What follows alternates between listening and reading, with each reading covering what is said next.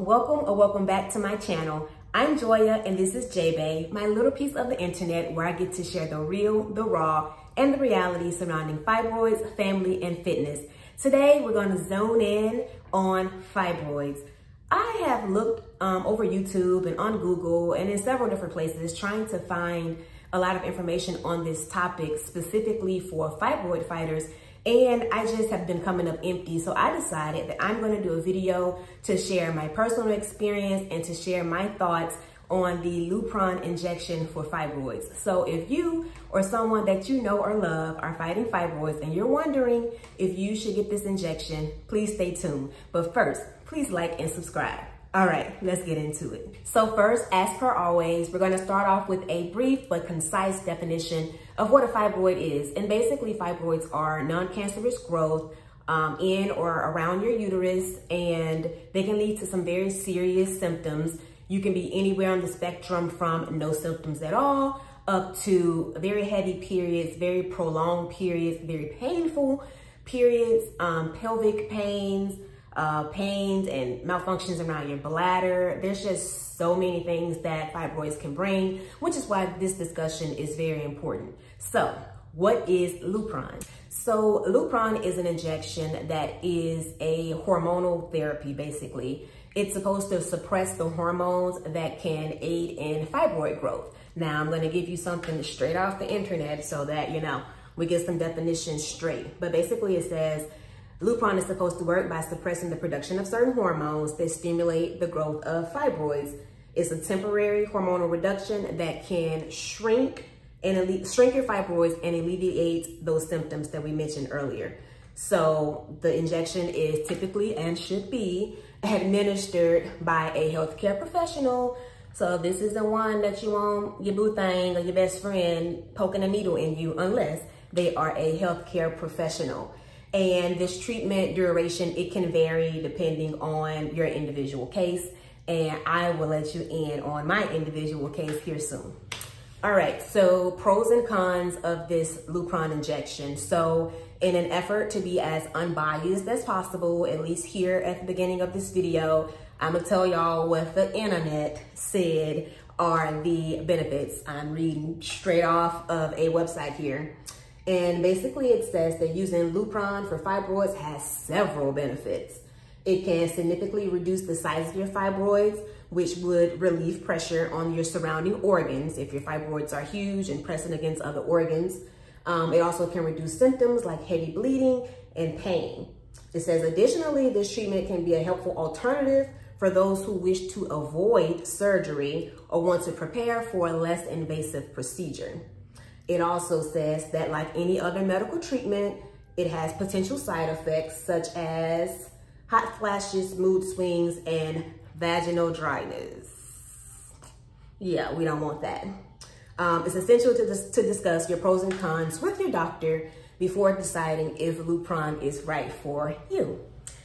Okay, so now that we got all of that out of the way, I'm gonna get into my personal experience and opinion about Lupron. So why did I do Lupron? Knowing, you know, these potential side effects and cons, I did the research. I knew what was possible, but I did it anyway, and this is why. So if you've been following my story, then you know I had a huge fibroid, which I have named JoJo. She has since been removed. She was almost 7 pounds, okay?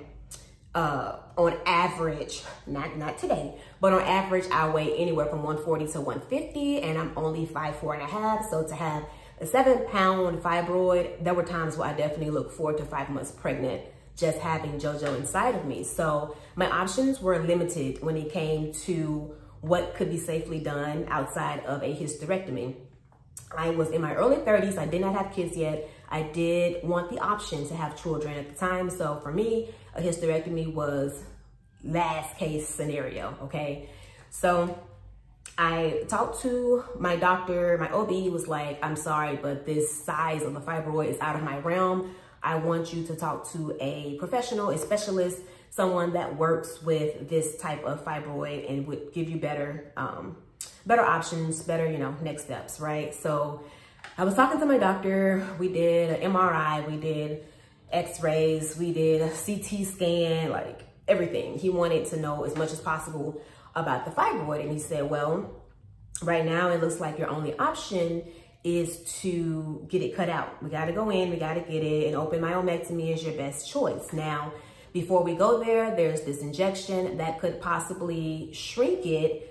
And if that's the case, then we would have more options, right? We might can do something laparoscopically or have a smaller incision site. And at the time, you know, vanity hit in and they were talking about giving me an incision from my breastplate all the way down to my pelvic bone. And in my mind, I'm like, yo, that's not even like on the recovery tip, because I can imagine recovering from something like that. But on the vanity side, I was like, I don't want that, okay? So I was willing to do whatever it took to try to shrink JoJo even a little bit to give me a few more options. So I said, you know what, doc, let's do it, right? What's hot flash, you know, maybe a headache here or there. I have dealt with JoJo for so long that I felt that there just wasn't a symptom of this injection that could make me feel worse. So he said, okay, for you, we're going to do an injection 3, 1 per month, the plan was 1 in December, January, and February, okay? And then we would take a look at JoJo after each injection, you know, before the next one to see if anything is happening. Are we getting any positive results from this? So, cool. December, I want to say it was early December, very shortly after Thanksgiving, I got the first injection. I'm not, you know, a little punk when it comes to needles. So that really wasn't a big deal for me. However, let's just say, I can't remember for sure, but let's just say it was a Tuesday, right? I got this first injection. Y'all, Wednesday, I had regrets. Like, when I tell y'all, a hot flash isn't even the right word for this, okay? I used to think my mom and them were exaggerating when they would be like, oh, y'all don't feel that? It's hot, you know? Girl, hot flashes ain't no joke. I feel like I need to call my mama and my aunties and apologize for thinking that they were doing too much, because the hot flashes that I experienced from this were out of this world. Like, it was December.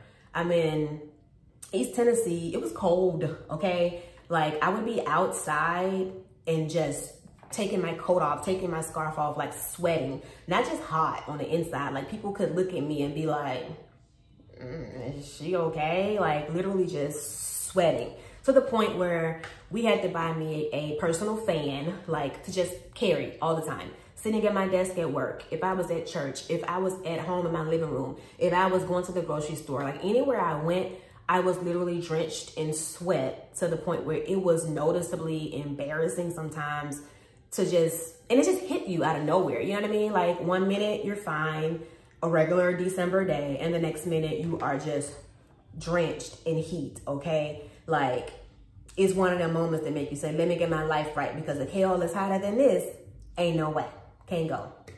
Okay, so that was symptom number 1. That was ongoing almost every single day. I was dealing with hot flashes, right? So then that was my main symptom for that first month. So then I go in for shot number 2 in January. He's asking how it's going. I'm being extremely honest with him. He's like, yeah, that's normal. It's really nothing I can do about that, but tell you to stay cool. Thanks, doc. Anyway, so he just felt around. We didn't do an x-ray this time. He felt around, and really you didn't have to feel nothing. You could look at me and tell ain't nothing happened. It didn't shrunk, baby. It was the same size. So he felt around. He was like, yeah, but it's normal to not have any progression after the first shot. So let's do shot number 2. Keep a journal of your thoughts and how you're feeling and symptoms, right? All right, shot number 2. The next day. Now, mind you, I'm still hot, okay, all the time. But now I'm hot and I got headaches, right? It was like migraine headaches. And I work at a desk with computers, right? And we all on our phone all the time. Screens were terrible for me. Like, literally, I don't even remember how I was able to work and be effective, because I had like migraine type headaches all the time. And mind you, I'm still burning up, okay? Now, it's December and I'm in an office where most people got the space heaters on. That's probably not even allowed in the building. But anyway, they got space heaters, they got on coats and scarves. So the building has heat on. So now I'm extra hot, right? I'm not at home where I can put my ceiling fan on or adjust my own thermostat. So now I'm just like super hot and frustrated and mad all the time. So yeah, I definitely had headaches all the time. What else? Y'all, mood swings. Let me just right now shout out my husband for still being around and being my husband. Y'all, I was mean. And probably because I was hot. Like, I'd be okay one moment and the next moment I was just mad. Okay, just going off, just like it was a flick, a light switch. Like, we'd be fine and then we'd be in the car and I'd be like, why are you breathing so loud? Like, it was literally just stupid stuff that pissed me off. And now, in hindsight, it's probably because I was hot, I was tired. JoJo was still giving me all the symptoms and I was just angry, okay? The mood swings were for real. Like, I almost thought I needed to get some other medication just to balance out the mood swings. So then we're at the end of December, New Year, same me, same hot, same mad, same angry, same frustrated, same JoJo. So I'm going in for shot number 3. We do an x-ray and he was like, nothing's happening. Like, and not just for JoJo. I had some smaller ones in there too. They weren't shrinking, like nothing was happening at all. And he was asking me about my feelings and my symptoms. And I was telling him like I was hot, I was having mood swings.